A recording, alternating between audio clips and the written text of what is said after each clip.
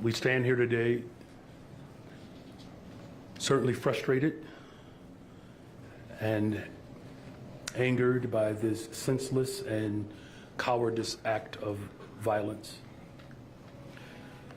Last night, our city suffered two devastating mass shootings, one on the far south side that left 4 victims hospitalized. The other was in River North that took 4 lives, and there are 14 people who are still currently hospitalized. Our hearts are with the families of the victims, and we are praying for full recovery for all of those who were shot. Shootings like these are a tragic reminder of how far we still have to go as a city. Shooting into a crowd of people that's not the best of who we are as a city. It's unacceptable, and we will not stand for that in the city of Chicago. We are frustrated, but we are also grieving. We will not rest until there is full accountability.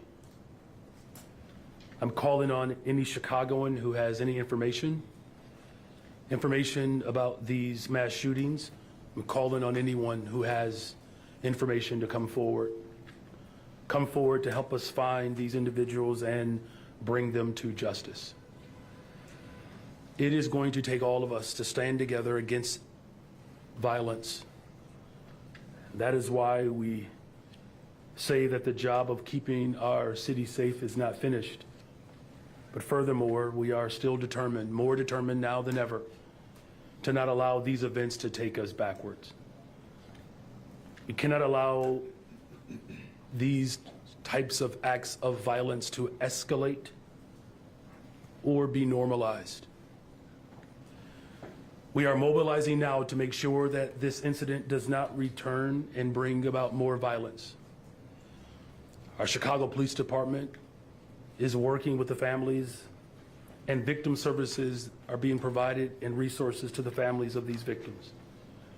Today is certainly a difficult day for our city. We all need to continue to come together and work even harder to stem this senseless violence. I'm grateful to our first responders who showed up the way they always do, as heroes, saving lives and bringing calm to what was a very chaotic event and scene last night. And with that, I'm appreciative of the Superintendent of the Police Department, Larry Snelling, and he will speak to you more about these incidents.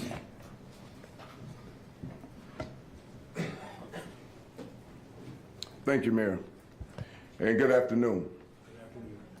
First, let me just start by sending my condolences to the families of the 4 individuals who lost their lives last night and the 14 others who were injured by gunfire. When you have a mass shooting like this, it's always a brutal scene. The first thing I have to do is talk about the response and the response of our officers to that scene, that you can only imagine the level of chaos, rendering life-saving aid to those who were also injured, getting people to hospitals as quickly as possible. The first responders, the fire department that showed up, our paramedics that showed up to help out, to do whatever they could to save those who were injured and bleeding, to get them to the hospital for treatment. You know, last night's shooting, let's call it what it is, it was deplorable and cowardly.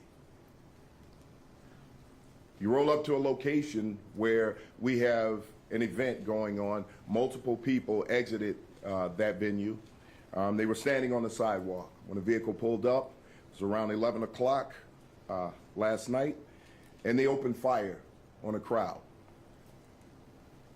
They didn't care who was struck, and in a matter of seconds, they were able to shoot 18 people in a matter of seconds, taking 4 lives.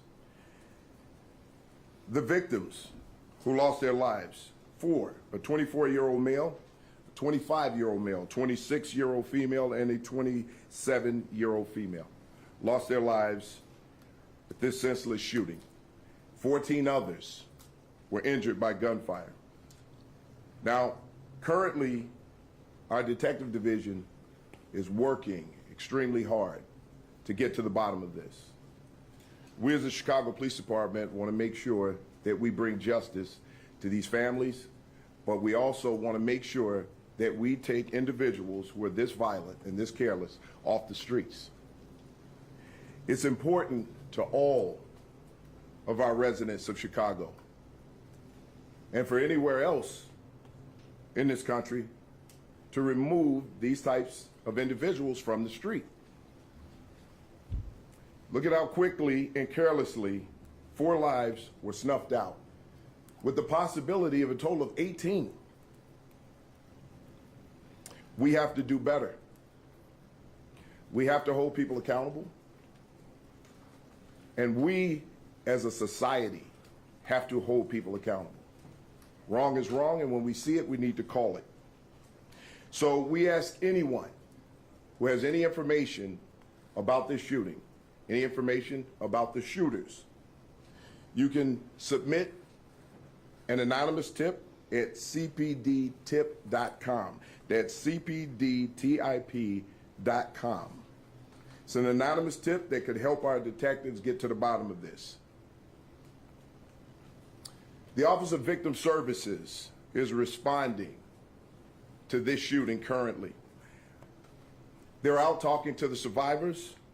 They're visiting the hospitals, and victim services will be available for not only the victims, but the families of the victims who have been harmed by this particular act. All the services are confidential and free.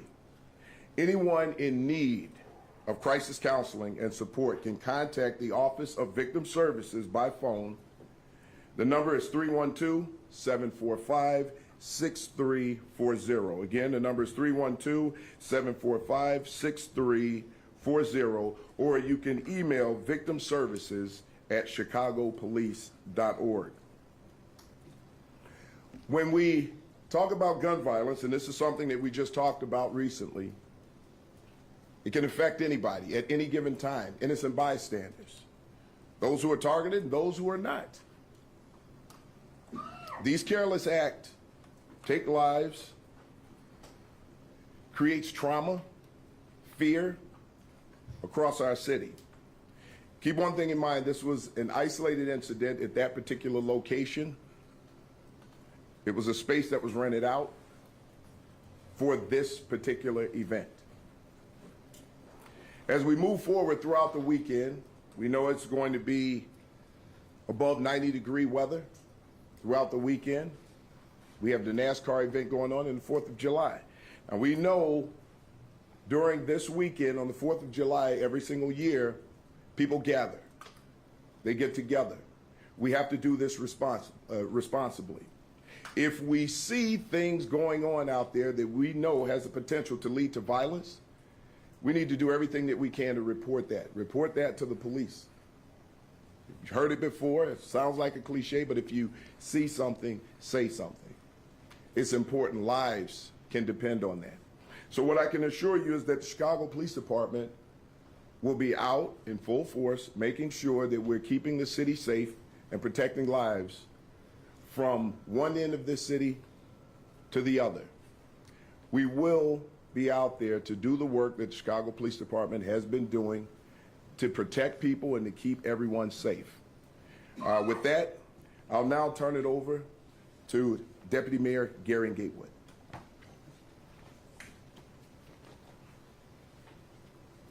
Good afternoon. As both the mayor and the superintendent have highlighted, the tragic events of last night have shaken our city. It is important to know that the victim services that will be provided along with the Chicago Police Department, we have activated our incident response protocol. This protocol works with the Chicago Department of Public Health, our partners on the ground who will canvass that area and also canvass the areas of victims throughout the city. because obviously those victims did not live in the area of this tragic incident. So we will canvass the areas of the victims and provide support there. Additionally, we will be extending our hours of some of our street outreach partners so they can add additional support on the ground to help prevent violence throughout our city. As both the mayor and the superintendent have stated, it's important that Chicagoans know it is our responsibility to keep them safe, and the only way we do that is by working together to keep each other safe. Our goal is to hold people accountable for the harm that they caused to our city last night. We don't need to normalize this because it is not normal. It is not okay. We're going to do our work to make sure these people are held accountable. We're going to do our work to make sure we can surround our arms around victims, provide services for those who need it. And I just want to take a moment to thank the first responders who were on the ground last night and early into this morning. Incredible work, and their fast actions helped save a lot of lives on our streets last night. So they were out there, they were responsive, and that was helpful, and it was always going to be helpful. So our teams will be in full mode, full display mode this weekend and throughout to respond to any things that we're seeing throughout the city. Our executive director of the Office of Emergency Management and Communications has activated the Emergency Operations Center. We also have our Summer Operations Center activated this weekend as well. So every agency in the city will be in coordination to make sure Chicagoans remain safe. And with that, I will turn it back over to Mayor Brandon Johnson.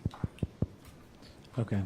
We have Thank you, time. and I forgot to acknowledge Mr. Mike Milstein, the Deputy Director. He also participates in supporting our victims. So we have the full force of government here today, but also throughout this weekend and beyond. So thank you, Mike, and thank you all for being here today. Okay, so we have time for one question. We'll start in the front here with Brandon. So over the years, I've spoken with hip-hop groups, promoters, venue owners, and they've all said the same thing about how difficult it is to throw these types of events, not just in Chicago, but nationwide. And maybe this is either the best or worst day to ask about this, but do you feel like the stigma surrounding these types of events are unfair? Does it outlaw hip-hop culture? But then also, was law enforcement aware of this event, and was there any increase in presence at the time? Well, the first thing, let me just say, violent individuals showed up to a scene and opened fire indiscriminately on people. That in and of itself is terror and an act of hate. That's what we're focused in on right now.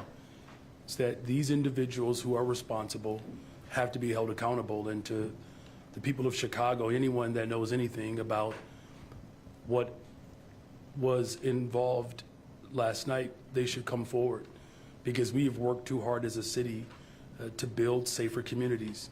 And as the superintendent has indicated, in this isolated incident, we cannot allow that incident to define us as a city, and it doesn't define us as a city.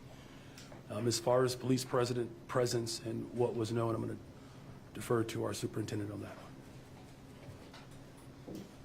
Yeah, just to answer your question on a couple of things. You know, one, it's like anything else. If you had an Airbnb across the street from your home, you would want to make sure that the people who are renting it out know and understand who they're renting it out to. That's one. I can't speak about the culture when it comes to this particular event. This was a private event.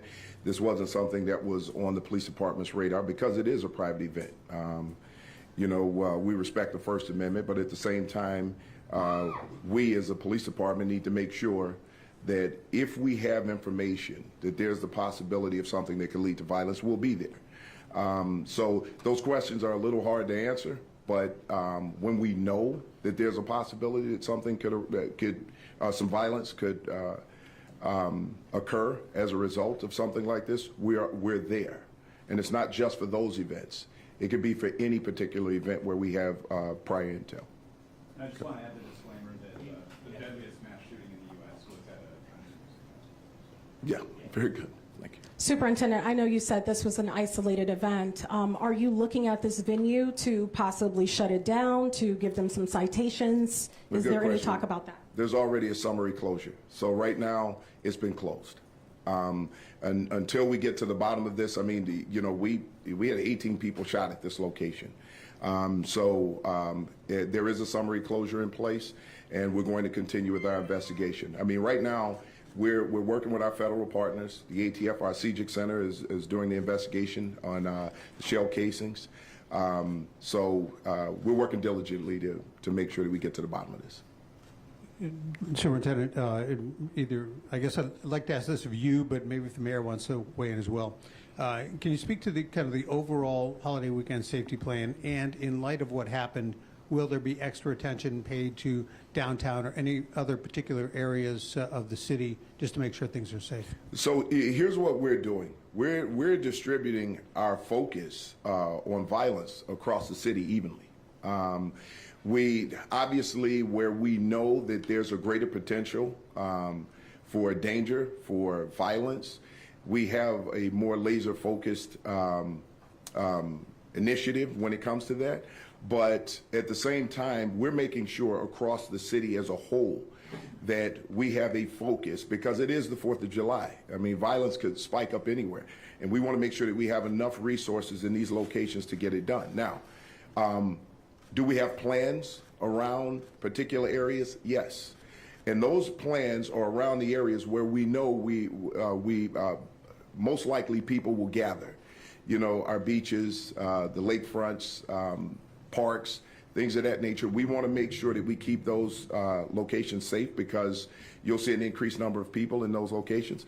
But we have resources out everywhere, and it's not just the Chicago Police Department. We've reached out to some of our partners across the city to make sure that we have additional help. We've also reached out to our community members to make sure that they understand that they need to take a part in this and get information to us when they can. Superintendent, I know you mentioned this was I'm sorry. Sorry, Mr. Mayor. No need to apologize. I just want to add one other thing to everything that Superintendent Stelling said is absolutely right. Strategic deployment throughout the city of Chicago. That includes expanding the hours of our CVI workers. We're going to expand those hours to 3 a.m., and then we have our entire summer safety operations site where all of our agencies are working collectively together to ensure that we keep people safe throughout the city. Please, you had a question for the superintendent? The question is, was any particular individual targeted at the River North incident? Wojo, we don't know right now. That's part of the investigation. Clearly, the group, there was some target, some way. This wasn't some random shooting where someone just decided that they were going to shoot at this particular group of people. Obviously, there's a motive there, but we don't know exactly what that motive was. But it is safe to say that this venue was targeted. And can you give us a little bit of the narrative on the other mass shooting incident? We haven't really talked much about that one. Well, right now, we've got limited information on that. It looks like that, you just had a group of people, not a very large group of people, who were out, and we had some individuals walk up on foot and fire shots at these individuals. So that's still under investigation also. Thanks, sir. Hi, Superintendent. Can you speak to the conversations happening right now that this is tied to 2 specific gangs and concerns about retaliation considering that? Well, I won't speak to, because again, it's still under investigation, but what I can tell you is this. There's coordination. Not only coordination with our local partners here, but also our federal partners when it comes to the possibility of this being some kind of gang conflict, things of that nature. But we're also making sure that anything that we uncover and there's a possibility of retaliation, we would have an idea of where that retaliation could occur, and we would put resources in place to prevent that. Thank you. Hi, Superintendent. Hey, how are you, Heather? With the with the United States House on the verge of approving the reconciliation bill that includes $45 billion more for immigration and customs enforcement, has the Chicago Police Department changed its approach to working with federal agents, now seeing that the federal government is not just targeting those with criminal records, but everyone who is essentially not a citizen? Well, Heather, that would that you'd have to be a lot more specific with that question when you ask changing our relationship with our federal partners. Right now, our relationship with our federal partners is centered around violent crimes and our response to violent crimes and violent criminal acts. That's how we work with the federal government. We don't work with the federal government when it comes to immigration. We are strictly prohibited from doing that. We don't ask people about their status. And let me just make one thing clear, and this is one of the things that's a little upsetting to me about this idea that the Chicago Police Department is working in immigration enforcement. When we do that, what we're doing is we're stoking fears in those people here who may be undocumented, who are also victims of crime. And they're less likely to call us to report those crimes because they're afraid that we're going to do something that we're not doing. So I just want to be clear to everyone that the Chicago Police Department does not enforce immigration. We do not work with ICE when it comes to immigration enforcement, and we want to make sure that everyone in this city who is a victim of a crime has the opportunity to call us without fear and report that crime so justice can be served. Thanks, Superintendent. I'm wondering if you have any information on how many gunmen possibly in the River North shooting last night, what type of weapon or weapons were used, and when there's any arrests at this point. Well, right now we do know that there's a possibility that there was a rifle used in this. There were 2 different calibers of shell casings recovered. To the number of gunmen, we're not sure. I'm not sure right now. I don't want to get ahead of that investigation because it's still being investigated. They're still pulling down camera footage and going through these things. So until we have more concrete facts, I can't give you an exact number, but there were multiple shell casings found at the scene. Superintendent, can you talk about where specifically the canvassing is happening, since no one involved was from River North? Where exactly are cops focusing their investigations today in the city? Well, First off, the investigation starts at the scene because it is a crime scene. Inside, outside of locations. Some of our squad cars are part of a crime scene where our officers took people to the hospital and they were bleeding inside of our squad cars. This is the kind of chaos that we deal with on a daily basis and the work that police officers do. But at the same time, as we gather more and more and more information, we will then know where to put those resources. Right now, it's still early in the investigation, so it's hard to say exactly where everything is going to be. So once we get a little deeper in the investigation, talk to more witnesses, talk to the victims, start to get statements, we'll have a better idea of where we're going to deploy people. Hi, Superintendent. This is also possibly for the mayor, if he would like to comment as well. Alderman Riley is calling for Artis' business license to be revoked. Their license is related to operating a restaurant. They don't have a public place of amusement license or liquor license. And as you mentioned, the space was rented out. Some would say that the owners could have never predicted that this could have happened outside of their establishment. Is it too soon to consider revoking the business license in its entirety, and do you support that? Well, here's what I'll tell you right now. It's still early. We still need to do a full investigation. However, right now there is a summary closure. I believe that that's the right thing to do at this very moment, just to ensure that while we're doing this investigation, nothing else happens, right? It's all a part of the investigation. The other part of that, I'll allow the mayor to talk a little bit. Thank you for that question. What we do know about this business and this establishment, this was a business that, quite frankly, was a restaurant that was a safe space, in particular for the LGBTQ plus community.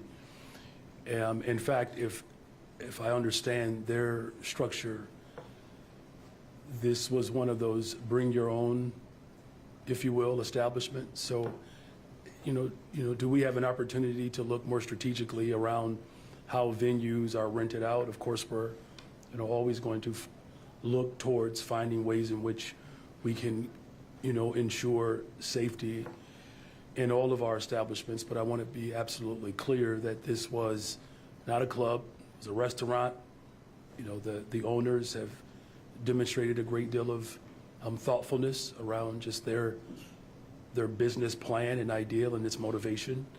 And, you know, as a body of government, it's always useful for us to figure out ways in which we can innovate, retool, or reconsider our approach to make sure that, you know, we do everything in our power to eliminate these type of incidents from occurring. Thank you for that question. Thank you. My question is for Superintendent. In the past, you have mentioned that you guys work with nonprofit organizations over at the neighborhoods to prevent or fight violence. Can you elaborate about what type of coordination are you working on for this weekend, especially in areas where we know or see more shootings, Little Village, back of the yards? Can you elaborate on that? The mayor actually talked a little bit about that earlier with the CVI workers. Look, each one of our district commanders has contact with CVI workers.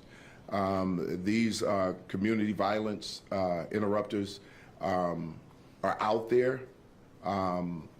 They're engaging with people in the communities. There are times where when we're in the downtown area with the young people, we have had CVI show up along the beaches. It's important work, but it's also important to have our community members, because you also have community leaders who are out there doing similar work. So it's going to take everybody. So it is a part of the strategy. It's always a part of the plan. When we convene every Wednesday with our ComStat, we look at districts and we see how they're utilizing those resources to make sure that they're in place, and we're all working in lockstep. Yeah, I'm going to bring our deputy mayor up to talk a little bit more specifically around even some of the community-based organizations. But to the superintendent's point, it's not just policing. It's going to take all of us to ensure that we continue to build on creating safe spaces in communities throughout the city of Chicago. Policing alone is not going to get us there. So I appreciate the question, especially because we are expanding and extending the hours of CVI so that these community violence interrupters can be in places strategically and longer to provide more support within these communities. But Deputy Mayor Gatewood, you want to talk a little bit more about just the summer safety strategy, particularly around other community-based organizations? Thank you. Just to add a bit more onto it, both the superintendent and mayor were spot on again. We have begun this work some time ago, but ultimately we just had a conference call yesterday with a lot of our lead CVI organizations in the Chicago Police Department to map out where those deployments will be this weekend, where folks can be beneficial and helpful. Internally in the mayor's office, on the mayor's office of community safety particularly, there are incident response leads who have the responsibility to respond to mass shootings, tender age shootings, and they coordinate those services across multiple agencies. Just yesterday, we attended a peacekeeping graduation with UCAN. I spoke to the chief executive officer of UCAN this morning. While they don't cover the downtown area, they're going to be expanding their resources throughout this entire weekend to provide more support. Also talked to Sam Castro out of INVC, the Institute for Nonviolent Chicago. I've asked him to help coordinate along with Elvis Ortega from our team internally what that response will be with our community violence interrupters throughout the entire city. Again, as the mayor mentioned, those hours are extended, but also the hours are extended with our victim services partners. We also activated a few safe spaces throughout this weekend too. Late night basketball, which will bring in over 100 young folks in each of those locations around the city to create those safe spaces, while also making sure we have the resources necessary with our police department, our fire department, the Office of Emergency and Management Communications, so they can continue to do the work that they do, so we can try to help continue to lighten the load on their backs. You will see all of us out throughout the weekend. He's not on camera, but everybody in the world knows Glenn Brooks, so everybody will see all of us out this weekend trying to make sure we're doing everything we can to keep the city safe. Beyond this weekend, we're going to continue our coordination. As I mentioned earlier, the Summer Operations Center, that group meets every Friday, Saturday, and Sunday to walk through every issue that is impacting the city, every issue in violence, every large-scale event, How can we respond to that? What additional resources are needed? How do we tweak resources from the day before? So if something happened the day before that we need to adjust our plan to, we use that call as a place to do it. We also have strategy calls daily with the superintendent, the chief of patrol, the commissioner, Annette Nance Holt, and also Frank Velez from OEMC. That is on the government side. On the community-based organization side, each of our agencies works hand in hand with them to make sure, one, we know what time they will be in locations, what we can expect from their coverage, and then we make sure they have points of contact with Director Glenn Brooks, the Director of Violence Prevention and Community Safety, Manuel Whitfield from our team. So one, we also have those points of contact consistently so everybody knows who to call when something happens. The superintendent mentioned the CPD and CVI professional understanding. When we first came in as a team, that was in a few districts. It's been expanded to almost every single district in the city of Chicago. So when something happens, there's additional support on the ground to provide resources and victim services to those families so the Chicago Police Department can continue to do their job of not only providing victim services support to those families, but helping solve those crimes to bring closure to those families and help continue to drive violence down in our city. So I hope that provided some more detail. Courtney, last question. Superintendent Snelling, are you able to elaborate a bit on why statistics show that shootings and murders are up in the 18th district, what that may be attributed to, and why crime is down, while crime is down citywide, and what's being done specifically to address maybe some hot spots or areas that are contributing to those numbers that we're seeing in the 18th? Well, one of the things that I can tell you is that when you look historically at the 18th district, there wasn't a huge number of shootings. So if you had 2 shootings last year and you've got 4 this year, you got 100% increase. However, that's not making an excuse for any of it. We analyze these things as we go along. We look for conflicts. We look for patterns of practice, or we look for patterns in general. Could be robbery related. Any of those things could be issues. I'm not saying that's exactly what it is, but we do our research on it. We sit with our district commander and everyone in the central business district, and we attack these problems based on putting resources in the right places. So we have to do a little more research because we're halfway through the year to determine what all of those factors are. But we are working very hard to make sure that we keep crime down throughout the city. And we do that, and I have to mention a couple of things. You know, our Chief of Patrol, John Hine, who works really hard in making sure that the city is safe, showing up to these scenes, showed up there last night. You know, Chief DeVries from Counterterrorism following up with intel. And our Chief of Detectives, Antoinette City, is following up just in incredible ways with the detective division. The leadership there has just been absolutely great. Glenn Brooks being on the ground. And then our partners up here, Mike Milstein, Deputy Director over Victim Services, overseeing that. You know, Commissioner Holt, you know, just can't say enough about her and her team and how we work together, how they show up to make sure that we're all working together to clear that scene. And Frank Velez, you know, over OEMC, the dispatchers there, without that coordination, this becomes much harder. So the partnership across the board up here has been, you know, absolutely great. The coordination with Deputy Mayor Gary Gatewood, the constant conversations with the mayor. It's across the board, responding to something like this is very important that we have all of those wheels turning. But if I did not mention the initial response by our officers and by fire, I couldn't walk away from here without mentioning them, the boots on the ground, those officers who showed up and witnessed all of this trauma and responded, getting people to hospitals, using their Lee-Mark kits to stop people from bleeding out. It's just great work being done by the men and women of the Chicago Police Department, boots on the ground, just amazing stuff from the fire department. And we're going to continue to do this. And I just believe things are trending in the right direction. Last night was a terrible, terrible, terrible thing that occurred. But we're going to continue to fight to keep those things down. Superintendent, can I ask you a question just for my colleague Michelle Garrido, who couldn't make it here? Can you address some of the talk on the street that perhaps this was a retaliation shooting, that some of the folks who were shot had been making fun of someone else who was shot and killed on 87th just a couple of days ago? Well, Craig, I like the way you stole that question. But just real quick right now, I can't confirm or deny that right now. We are continuing to gather facts about this, and the more information we have, because I don't ever want to stand up here and give you information that we can't prove concretely. Right now, everybody's working across the districts, across bureaus, and we're going to make sure that we get to the bottom of this. And as soon as we have some facts that we can hang our hats on, we'll get you that information. But you're looking into it. Absolutely, absolutely. We look into every possibility that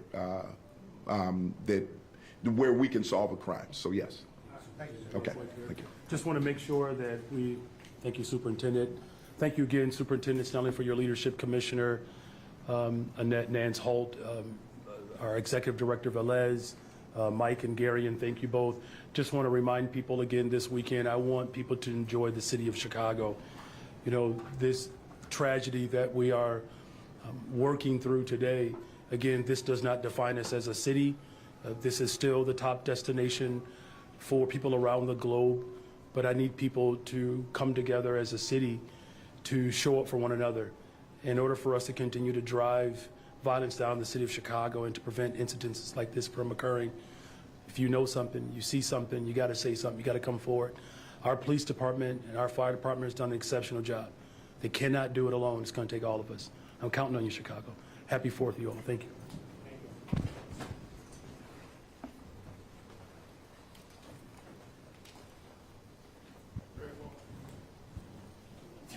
What's up, man?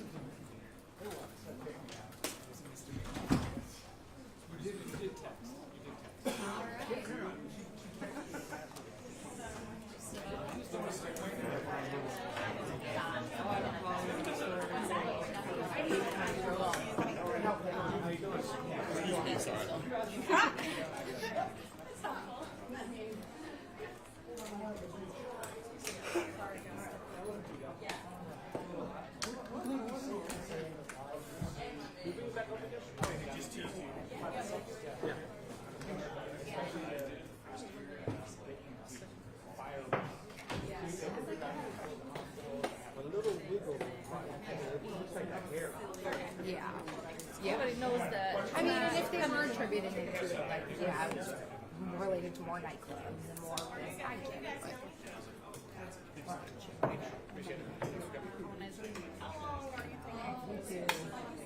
All right. I would say individual sightings. That are like women or people. To put in something from the site? Yeah, I mean, I don't have